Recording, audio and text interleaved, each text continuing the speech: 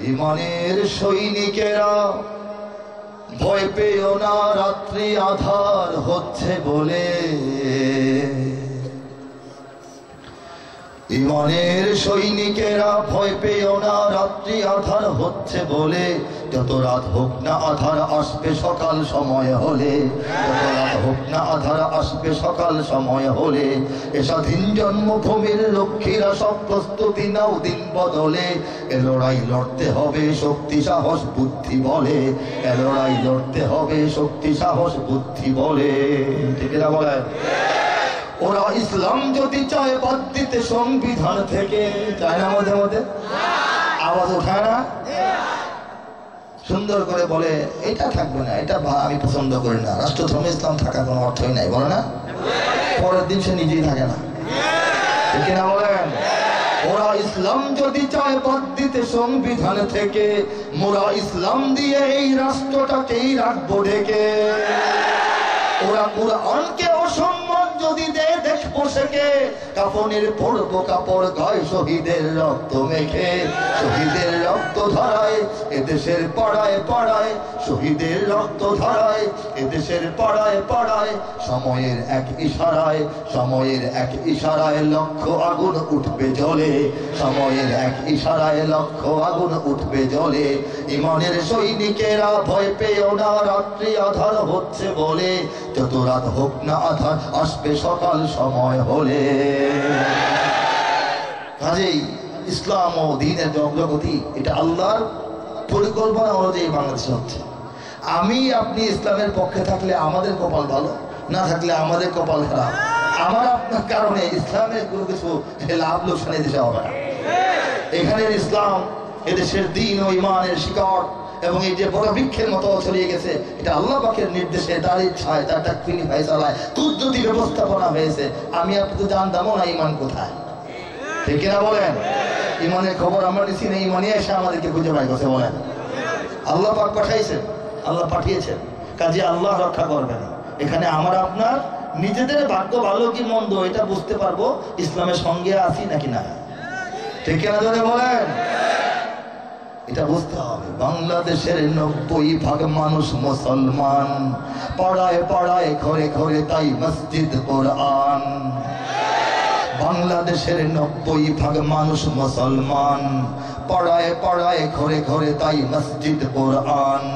হিন্দু বৌদ্ধ খ্রিস্টান আছে, গির্জা প্যাগোডা মন্দির আছে, মিলেমিশে সবে থাকতেই হবে এ যে জন্মস্থান। যারা ধর্মে ধর্মে সম্প্রীতি চায় করে দিতে বরবাদ, যারা ধর্মে ধর্মে সম্প্রীতি চায় করে দিতে বরবাদ, এরা কেউ নয়, এরা হাতে গোনা কিছু নাস্তিক মুরতাদ। নাস্তিকে মুরতাদ চিনে নাও, নাস্তিকে মুরতাদ। প্রতিরোধ গড় প্রতিহত করো নাস্তিকে মুরতাদ। ধর্মদ্রোহী সমাজ ধ্বংসী নাস্তিকে মুরতাদ। প্রতিরোধ গড় প্রতিহত করো নাস্তিক মুরতাদ। নাস্তিক কাকে বলে? যে ব্যক্তি বা গোষ্ঠী কোনো ধর্মেই বিশ্বাসী নয়, কোনো ধর্মের ফর্মুলা অনুপাতে তারা কোনো স্রষ্টায় বিশ্বাসী নয়, সব ধর্মের বিরোধিতা করে, সব ধর্মের দোষ খুঁজে বের করে, সব ধর্ম নিয়েই আর কি তামাশা করে, এরা হচ্ছে নাস্তিক। কিন্তু বাংলাদেশের নাস্তিকরা দুর্গা পূজা নিয়ে কথা বলে না, কুরবানি নিয়ে কথা বলে, যীশু খ্রিস্টের বিরুদ্ধে কোনো আওয়াজ করে না, আল্লাহ রাসূলের খোঁচা মারে। তারা শুধু ইসলামের বিরুদ্ধে দুশ্মনী করে। এতে বোঝা যায় তারা প্রকৃত নাস্তিক নয়, এরা ডাইরেক্ট ইসলামের দুশমন। ঠিক না? নাস্তিক মানে চেতনায় জ্ঞানে সকল ধর্মহীন, নাস্তিক মানে চেতনায় জ্ঞানে সকল ধর্মহীন। তবে এরা চায় শুধু এদেশে না থাক মুহাম্মাদের দিন, মুহাম্মাদের দিন, মুহাম্মাদের দিন। এরা মন্দির ভেঙে হিন্দু খেপায়, মূর্তি বসিয়ে মুমিনে খেপায়। এরা মন্দির ভেঙে হিন্দু খেপায়, মূর্তি বসিয়ে মুমিনে খেপায়। রাম রহিমের ঝগড়া বাঁধাতে গোপনে বাজায় বিন। এদের বিদেশি টাকায় দেশ ধ্বংসের রয়েছে স্বপ্ন সাধ। এরা কেউ নয়, এরা ভাড়াটিয়া কিছু নাস্তিক মুরতাদ। নাস্তিকে মুরতাদ, নাস্তিকে মুরতাদ চিনে নাও, নাস্তিকে মুরতাদ। প্রতিরোধ করো প্রতিহত করো নাস্তিক মুরতাদ। ধর্মদ্রোহী সমাজে ধ্বংসী নাস্তিক মুরতাদ। প্রতিরোধ করো প্রতিহত করো নাস্তিক মুরতাদ। চিনতে পেরেছেন নাস্তিক কারা? ওলামায়ে কেরাম কিন্তু মসজিদের মাইকে, মাহফিলের মাইকে কোথাও হিন্দুদের বিরুদ্ধে কথা বলে না, খ্রিস্টান, ইহুদি, এই কি বলে বাংলাদেশের যারা আছে বৌদ্ধ, তাদের বিরুদ্ধে কথা বলে না। কিন্তু যেখানে যে আলেম সুযোগ পান নাস্তিকদের বিরুদ্ধে কথা বলেন।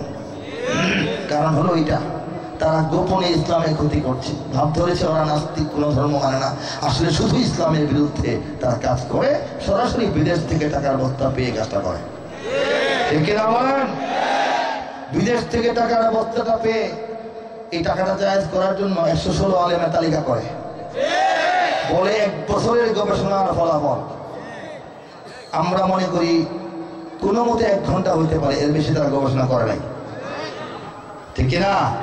টাকাটা খাওয়ার জন্য একটা তালিকা দিতে হবে, তালিকা দেওয়ার জন্য মোবাইলে সার্চ দিয়েছে বাংলা ওয়াজ, সার্চ দেওয়ার পরে যে আলেমদের ছবি আসছে সবার নাম লিখছে, ওরা 1 ঘন্টা, এর বেশি না। 1 ঘন্টার গবেষণা হওয়ার কারণেই এত বড় গবেষণা, এত মানে দারুণ একটা গবেষণা হয়েছে যে এই তালিকার মধ্যে কয়েকজন পাওয়া গেছে যারা দুনিয়াতেই নাই, মারা গেছে। কয়েকজন পাওয়া গেছে যারা বাংলাদেশের লোকই না, পশ্চিমবঙ্গের লোক, বাংলায় ওয়াজ করে, তারা বাংলাদেশের আলেমদের তালিকায় ঢুকাই দিচ্ছে। এমনও লোক আছে যারা বাংলাদেশের কোটি কোটি তরুণকে দেশপ্রেমে উদ্বুদ্ধ করছেন, কবিতায়, সঙ্গীতে। ঠিক কিনা বলেন?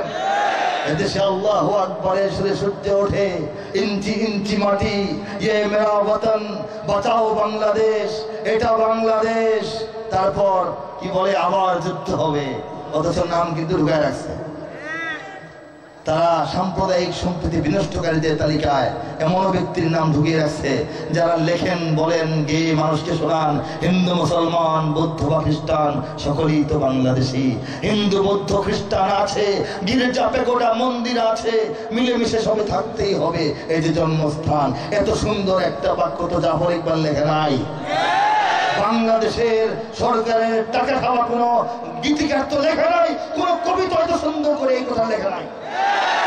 এদেরকে বড় বড় পুরস্কার দাও, আমাদেরকে তালিকা করো, বাসায় গিয়ে পুরস্কার পৌঁছায় দেওয়ার দরকার ছিল, কথা ছিল। ঠিক না বলে? এই যে এই কাজগুলি যারা করে এরাই নাস্তিক, মুরতাদ। আমাদের মনে রাখতে হবে এই সব অপরাধের কোনো ক্ষমা নাই, এগুলি জাতির সঙ্গে প্রতারণা। এই দিন নয়, আরো দিন ইনশাআল্লাহ। ঠিক না বলেন?